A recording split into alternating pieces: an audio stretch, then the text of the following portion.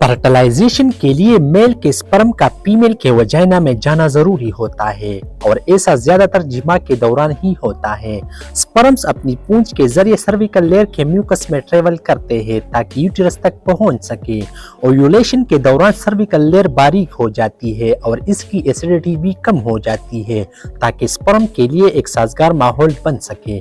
दूसरी तरफ जब पीरियड्स के 14वें दिन फीमेल में एग रिलीज हो जाती है तो ये एक फैलोपियन ट्यूब के एक खास पोर्शन यानी इम्पूलर इज्मिक जंक्शन में नमूदार हो जाती है।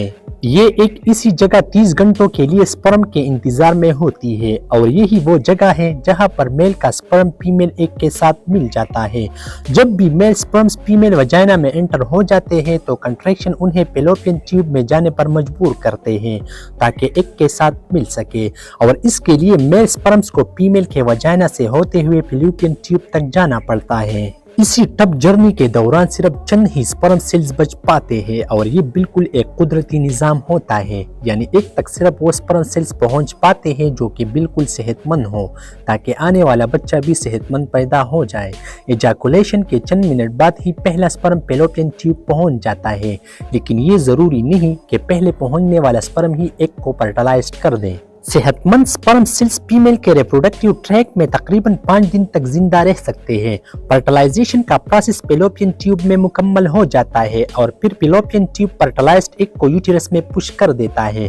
फर्टिलाइजेशन से पहले फीमेल रिप्रोडक्टिव ट्रैक में मौजूद छोटे छोटे सीरियस स्पर्म्स को एग की तरफ पुश कर देते हैं। इसके बरअक्स एग भी खास किस्म के केमिकल्स रिलीज करते रहते हैं ताकि स्पर्म्स को अपनी तरफ अट्रैक्ट कर सके। स्पर्म सबसे पहले एग के अपर लेयर यानी कैरोना रेडिएटा को तोड़ देता है। इसके बाद जब स्पर्म दूसरी लेयर यानी जोना पेलोसिडा के कांटेक्ट में आता है तो ये जोना पेलोसिडा में मौजूद रिसेप्टर्स के साथ बाइंड हो जाता है। इसके बाद स्पर्म का एंजाइम पेल्टकैप यानी acrosome stored digestive enzymes release कर देते हैं और आखिरकार स्पर्म एग के प्लाज्मा मेम्ब्रेन के साथ फ्यूज हो जाता है। इसके साथ साथ एग के मेम्ब्रेन में कुछ खास चेंजेस आ जाते हैं जिसकी वजह से और स्पर्म सेल्स एग में एंटर नहीं हो पाते।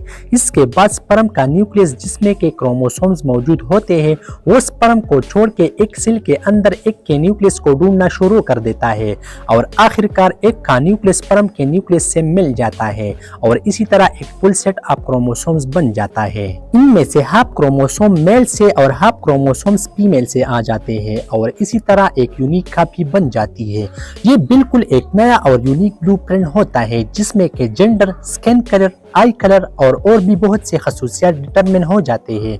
अब स्पर्म और एग को एक साथ में जाइगोट कहा जाता है और ये डेवलपमेंटल स्टेज का पहला मरहला होता है। फर्टिलाइजेशन के बाद जाइगोट दिन ब दिन तेजी से तकसीम हो रहा होता है और साथ में ये जाइगोट फैलोपियन ट्यूब से यूटेरस एंटर हो जाता है।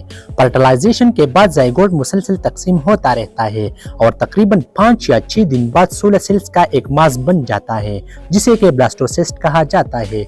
इसी दौरान इसका साइज एक बॉल पॉइंट के टिप से भी छोटा होता है। सिर्फ 20 या 30% फर्टिलाइज्ड एग ही ब्लास्टोसिस्ट के स्टेज तक पहुंच पाते हैं। वो एम्ब्रियो जो डेवलपमेंटल स्टेज के दौरान बच पाते हैं और यूटेराइन कैविटी एंटर कर पाते हैं तो उनके इम्प्लांटेशन के चांसेस ज्यादा होते हैं।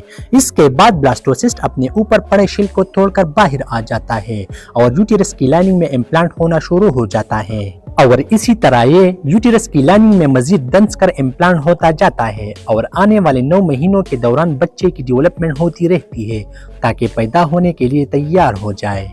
तो दोस्तों ये रही हमारी आज की वीडियो। उम्मीद है आप लोगों को वीडियो पसंद आई होगी। अगर वीडियो पसंद आई हो तो लाइक दीजिए और चैनल को सब्सक्राइब कीजिए।